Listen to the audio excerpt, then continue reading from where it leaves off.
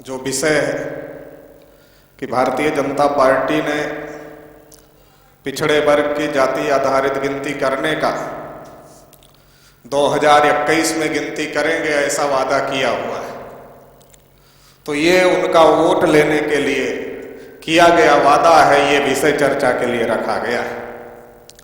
साथियों, जो लोग हमसे वादा कर रहे हैं उनका चरित्र क्या रहा है, उनका इतिहास क्या रहा है और इतिहास में उनका हमारे साथ व्यवहार क्या रहा है, अगर इस बात का हम आकलन करें, इस बात के बारे में हम सोचें, तो हमें समझ में आएगा कि ये जो बीजेपी ने ये जो 2021 में जनगणना करने का मुद्दा रखा हुआ है, नरेंद्र मोदी ओबीसी के हैं, पूर्ण बहुमत की सरकार बीजेपी की केंद्र सरकार है, अगर वो चाहे तो इसी सरकार में गिनती कर सकते हैं, मगर इस सरकार में गिनती ना करके 2021 में गिनती करने का वादा करना 2019 के चुनाव में हल्दी लगाए बगैर, हल्दी केवल दिखाकर पीला करने का मामला है।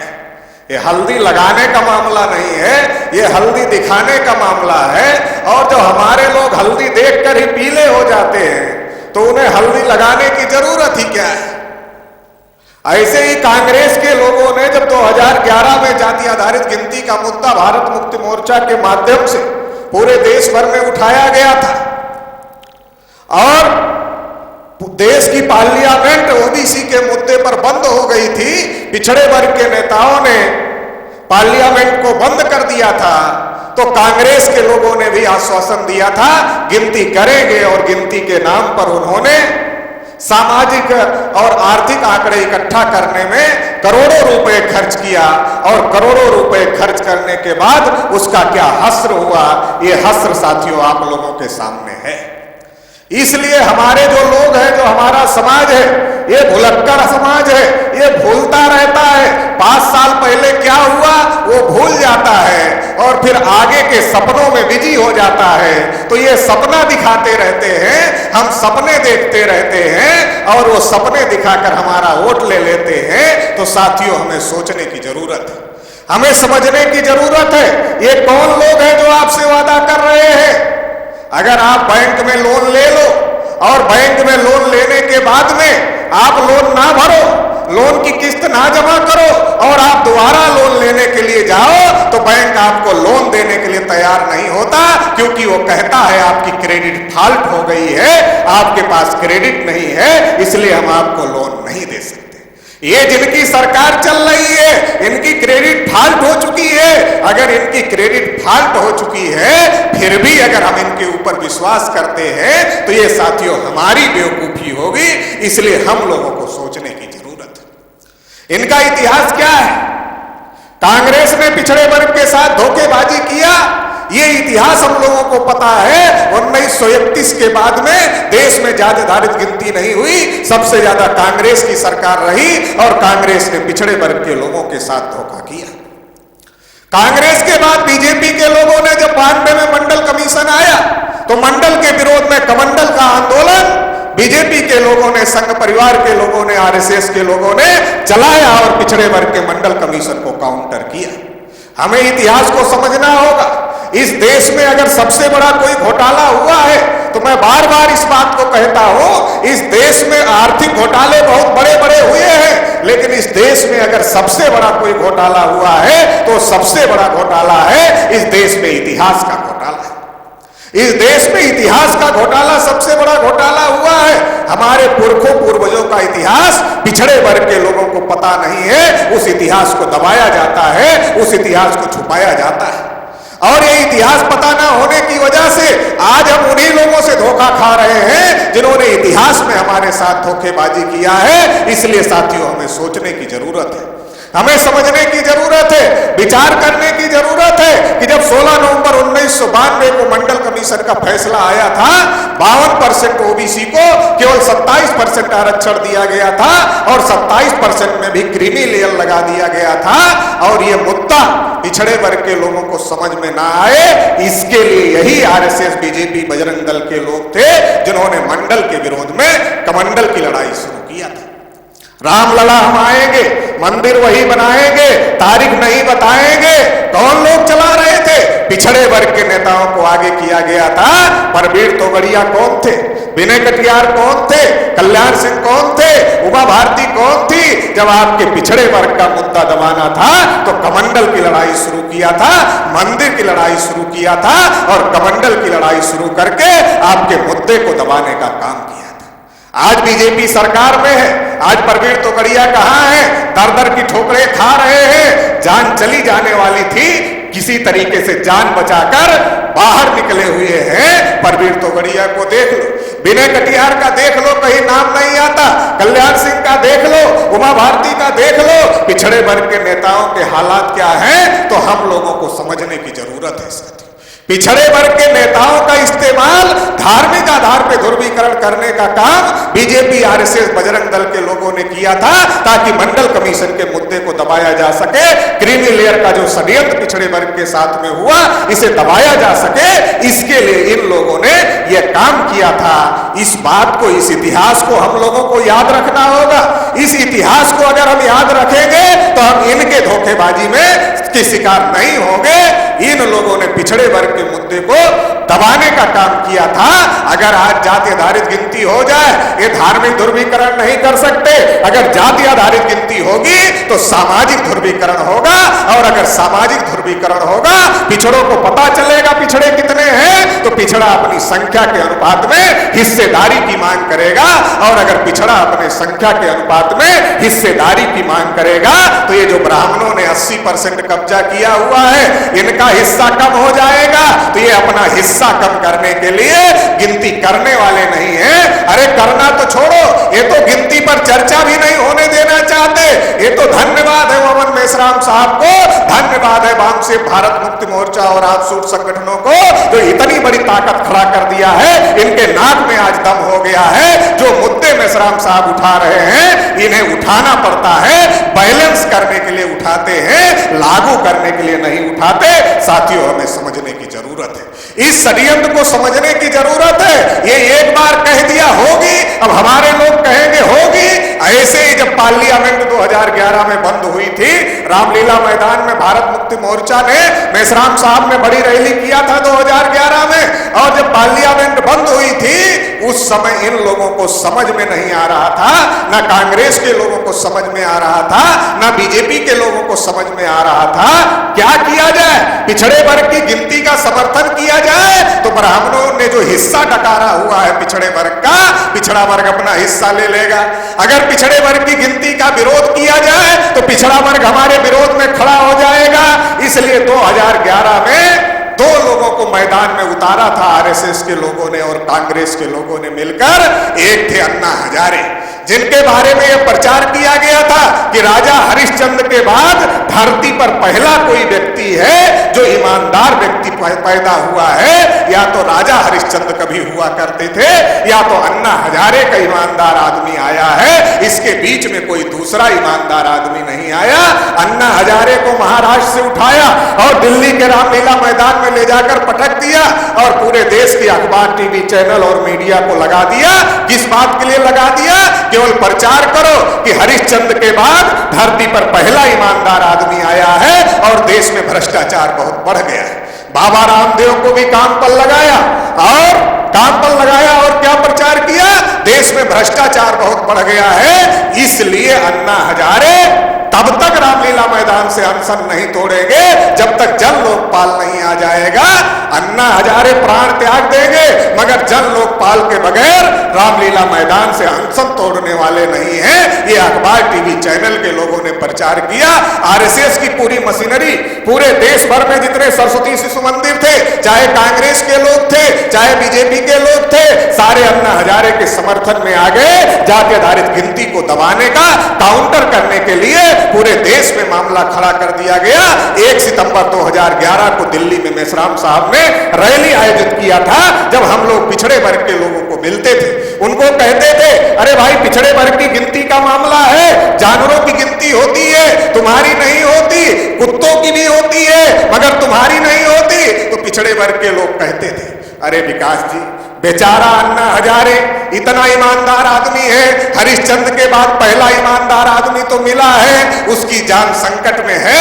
अगर जन लोकपाल नहीं बनेगा तो अन्ना हजारे प्राण त्याग देगा, इसलिए उसका जान बचाना जरूरी है। पहले अन्ना हजारे का जान बचा लेते हैं, उसके बाद में गिनती का मामला देख लें।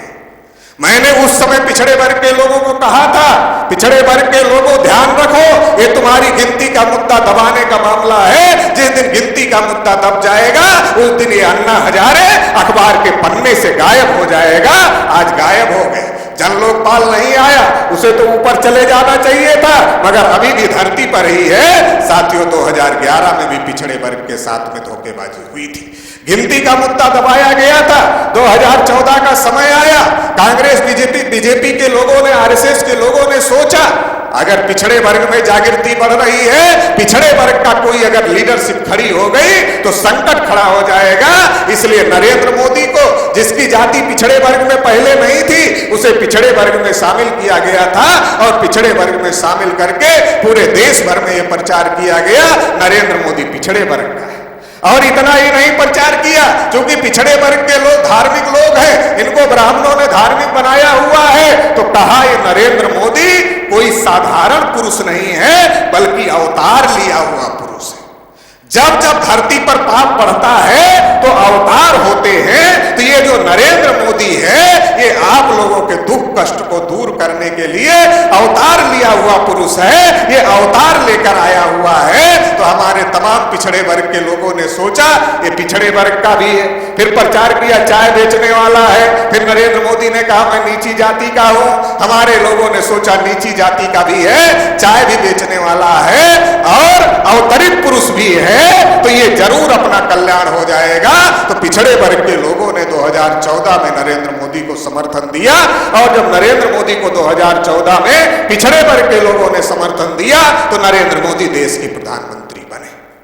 और नरेंद्र मोदी प्रधानमंत्री बने तो साथियों क्या हुआ, जब नरेंद्र मोदी प्रधानमंत्री बने तो 4 बड़े फैसले पिछड़े वर्ग के विरोध में नरेंद्र मोदी ने लिया। हम जिनसे उम्मीद कर रहे हैं 2021 में गिनती करेंगे, अरे उन्होंने इसे प्रधानमंत्री रहते हुए 4 बड़े फैसले पिछड़े वर्ग के विरोध में लिया। पहला बड़ा फैसला पिछड़े वर्ग के विरोध में लिया कि जैसे कांग्रेस पिछड़े वर्ग की गिनती नहीं करती थी, वैसे नरेंद्र मोदी ने भी पिछड़े वर्ग की गिनती नहीं की। दूसरा बड़ा फैसला लिया, जैसे कांग्रेस पिछड़े वर्ग को बजट में हिस्सा नहीं देती थी, नरेंद्र मोदी ने भी पिछड़े वर्ग को संख्या के अनुपात में बजट में हिस्सा नहीं दिया। तीसरा बड़ा फैसला लिया कि जो 314 बच्चे पिछड़े वर्ग के आईएएस क्वालिफाई किए थे, उनकी ट्रेनिंग भी हो गई थी, क्रीमी लेयर के नाम पर उनको आउट करने का काम किया। तीसरा बड़ा फैसला लिया। और चौथा बड़ा फैसला लिया, जो पिछड़े वर्ग के बच्चों की स्कॉलरशिप आती थी, वो स्कॉलरशिप को बंद करने का काम किया। 4 बड़े फैसले नरेंद्र मोदी ने पिछड़े वर्ग के लिए लिए। पिछड़े वर्ग का प्रधानमंत्री और पिछड़े वर्ग के ही विरोध में फैसले ले रहा है। इसका कारण क्या है? इसका कारण है जो नरेंद्र मोदी है वो मुख नहीं है, जो नरेंद्र मोदी है वो मुख नहीं है, वो मुखौटा है। जो नरेंद्र मोदी है वो मुख नहीं है, वो मुखौटा है। आरएसएस के ब्राह्मणों ने नरेंद्र मोदी का मुखौटा लगा लिया है। हम देखते हैं नरेंद्र मोदी है, मगर पीछे से आरएसएस के ब्राह्मण हैं। फैसले नरेंद्र मोदी नहीं करते, फैसले पीछे से आरएसएस के ब्राह्मण करते हैं। तो ये धोखेबाजी पिछड़े वर्ग के साथ अभी तक हो चुकी है। कांग्रेस ने भी पिछड़े वर्ग के साथ धोखेबाजी किया, बीजेपी ने भी पिछड़े वर्ग के साथ धोखेबाजी किया, और हम लोग खुश हो जाते हैं। अभी बहुत सारे पिछड़े वर्ग के लोग 5 राज्यों में जो चुनाव हुए उसमें बीजेपी हार गई, इससे बहुत ज्यादा खुश हो गए। बहुत सारे लोग खुश हो गए, हमारे बहुत सारे लोग खुश हो रहे हैं, क्योंकि हमारे लोग 5 साल तक भी याददाश्त नहीं बरकरार रख पाते, 5 साल भी याद नहीं रख पाते। हमारे लोग बहुत जल्दी भूल जाते हैं। ये जो कांग्रेस ने धोखेबाजी पहले किया, बीजेपी ने बाद में किया, फिर कांग्रेस आएगी तो फिर धोखेबाजी करने का काम करेगी। ये कांग्रेस और बीजेपी की नीतियां एक है। अंतर क्या है? जब कांग्रेस थी 2014 के पहले, तो कांग्रेस अगर मान लो हम लोगों को 10 जूता मार रही थी तो हम लोग चिल्ला रहे थे। जब हम लोग चिल्ला रहे थे तो बीजेपी वाले भी हमारे साथ चिल्ला रहे थे, और जब बीजेपी वाले हमारे साथ चिल्ला रहे थे तो हम लोगों ने सोचा कांग्रेस बुरी है, बीजेपी अच्छी है, हम लोगों ने बीजेपी को ला दिया। तो जब हम लोग चिल्ला रहे थे तो कांग्रेस वालों ने बीजेपी वालों के कान में कहा, अरे भाई ईमानदारी से बता रहे हैं, हम इनको 10 ही जूता मार रहे थे, ज्यादा नहीं मार रहे थे, ये हमें हटाना चाहते हैं, तुम्हें लाना चाहते हैं, मगर तुम भी ध्यान रखना, तुम भी 10 का 8 मत करना, 10 का 15 कर देना। तो बीजेपी आई तो 10 का 8 नहीं किया, 10 का 15 कर लिया।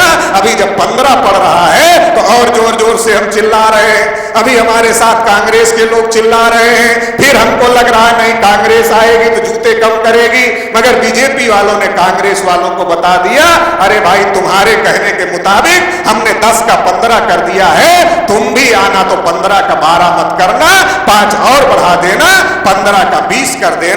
तो साथियों ये कांग्रेस बीजेपी जितनी बार आप बदलोगे उतनी बार आपके जूतों की संख्या बढ़ती जाएगी। मैं उत्तर प्रदेश से हूं तो उत्तर प्रदेश का भी बता देता हूं। 2017 का चुनाव आया और 2017 के चुनाव में केशव मौर्य का नाम हाईलाइट किया और कहा अगर बीजेपी उत्तर प्रदेश में जीतेगी तो केशव मौर्य को उत्तर प्रदेश का मुख्यमंत्री बनाया जाएगा। मगर जब बीजेपी जीत गई तो क्या हुआ, केशव मौर्य को उप बनाकर चुप कर दिया और योगी आदित्यनाथ को उत्तर प्रदेश का मुख्यमंत्री बना दिया। और योगी आदित्यनाथ ने क्या किया, योगी आदित्यनाथ ने कहा उत्तर प्रदेश में कोई लायक नौजवान नहीं है जिसे रोजगार दिया जा सके। ये बीजेपी वाले पहले पिछड़े वर्ग के लोगों को लड़ाते रहते थे, पहले पिछड़े वर्ग के लोगों को लड़ा रहे थे कि यादव सब ले गए, पटेल सब ले गए, अभी इनकी सरकार आ गई है तो ये बैकलॉग की भी भर्ती करने के लिए तैयार नहीं है। अरे जिनको नहीं मिला उनको तो दे दो, मगर उनको भी देने के लिए तैयार नहीं है। ये साथियों देने लेने का मामला नहीं है, ये आपस में लड़ाने का मामला है। बीजेपी कभी भी जाति आधारित गिनती नहीं कर सकती, कांग्रेस कभी भी जाति आधारित गिनती नहीं कर सकती, क्योंकि जाति आधारित गिनती करते ही ये जो जाति आधारित गिनती है ये मंडल कमीशन से बड़ा मामला है। पिछड़े वर्ग में चेतना जागृति पैदा होगी और पिछड़ा वर्ग अपने अधिकार के लिए लड़ाई लड़ेगा, इससे सामाजिक क्रांति होगी, ध्रुवीकरण होगा ओबीसी के नाम पर, इससे राजनीतिक क्रांति होगी। जब ओबीसी के नाम पर ध्रुवीकरण होगा तो निश्चित रूप से राजनीति में भी ध्रुवीकरण होगा और राजनीतिक क्रांति होगी, इससे धार्मिक क्रांति भी होगी। जो पिछड़े वर्ग के लोगों को मुसलमानों का डर दिखाया जाता है, अरे भाई मुसलमानों का राज आ जाएगा। मुसलमानों का डर दिखाते दिखाते विधायिका, कार्यपालिका, न्यायपालिका और मीडिया और देश के सभी लोकतांत्रिक संस्थानों पर ब्राह्मणों ने कब्जा कर लिया। अगर ये जाति आधारित गिनती हो गई, ये हिंदू मुस्लिम का मामला खत्म हो जाएगा, हिंदू मुसलमान का झगड़ा बंद हो जाएगा और देश में एक ही झगड़ा होगा, जिसकी जितनी संख्या भारी उसकी उतनी हिस्सेदारी। तो ये जो ब्राह्मणों का वर्चस्व है ये वर्चस्व खत्म हो जाएगा और इस देश में इंसाफ लागू हो जाएगा। ये इंसाफ कभी लागू नहीं करना चाहते, ये तो अपना वर्चस्व बनाकर रखना चाहते हैं। इसलिए साथियों ये कभी भी गिनती करने वाले नहीं हैं। इसलिए हम लोगों को क्या करना होगा, पिछड़े वर्ग को, पिछड़े वर्ग का इतिहास, पिछड़े वर्ग के महापुरुषों का इतिहास बताना होगा। फूले साहू अंबेडकर पेरियार का इतिहास बताना होगा, क्योंकि साहित्य में भी घोटाला हुआ। इस देश में पिछड़े वर्ग के महापुरुषों के बहुत सारे साहित्य हैं, तथागत बुद्ध से लेकर के बहुत सारे साहित्य हैं, चाहे वो शिवाजी महाराज का साहित्य हो, चाहे वो साहू महाराज का साहित्य हो, चाहे वो फूले जी का साहित्य हो, चाहे डॉक्टर रामस्वरूप वर्मा का साहित्य हो, चाहे ललई सिंह यादव का साहित्य हो, चाहे पेरियार रामास्वामी नायकर का साहित्य हो, चाहे बाबा साहब अम्बेडकर का साहित्य हो। बहुत सारे साहित्य पिछड़े वर्ग के हैं, मगर साथियों साहित्य का नाम जो दिया गया, कहा यह दलित साहित्य। क्या कहा, ये दलित साहित्य है। दलित साहित्य सुनते ही ओबीसी उधर देखता ही नहीं। ओबीसी को क्या लगता है, अरे ये सारे शेड्यूल कास्ट के लोग ही होंगे, ये ओबीसी के लोग नहीं है। तो साथियों पिछड़े वर्ग को इसलिए अपना इतिहास, अपने पुरखों का इतिहास, अपनी लड़ाई नहीं पता है। बाम से भारत मुक्ति मोर्चा के माध्यम से या राष्ट्रीय पिछड़ा वर्ग मोर्चा के माध्यम से बड़ी तेजी से ये जन जागृति का मामला चल रहा है और नए नए लोगों में जो हम लोग जा रहे हैं, तो आज की तारीख में लोग बहुत तेजी से एक्सेप्ट कर रहे हैं। और ऐसा लग रहा, जब हमने उत्तर प्रदेश देश में परिवर्तन यात्रा निकाली तो हमें ये अनुभव हुआ, अलग अलग जाति में गए तो ये अनुभव हुआ, लोग इंतजार कर रहे हैं। दो ही विचारधारा इस देश में है, एक हमारे पुरखों की विचारधारा है, फूले साहू अंबेडकर पेरियार की विचारधारा, एक ब्राह्मणों की विचारधारा है। दो विचारधारा की लड़ाई है। जो ब्राह्मणों की विचारधारा है वो जहर है, और जो हमारे पुरखों की विचारधारा है वो दवा है। जहर फैल रहा है, दवा हमारे पास में है, हमें दवा तेजी से फैलाने का काम करना होगा। जितना तेजी से हम दवा फैलाने का काम करेंगे उतना जल्दी इस देश में हम परिवर्तन करने लायक हो जाएंगे। तो साथियों, हमें क्या करना होगा? हमें ये जो अपने पुरखों का साहित्य है, जो विचार है, जो लड़ाई है, इस लड़ाई को घर घर तक पहुंचाने में अपनी सारी ऊर्जा लगानी होगी। और घर घर तक अगर हम इस साहित्य को, इस विचार को पहुंचाने में कामयाब होते हैं, निश्चित रूप से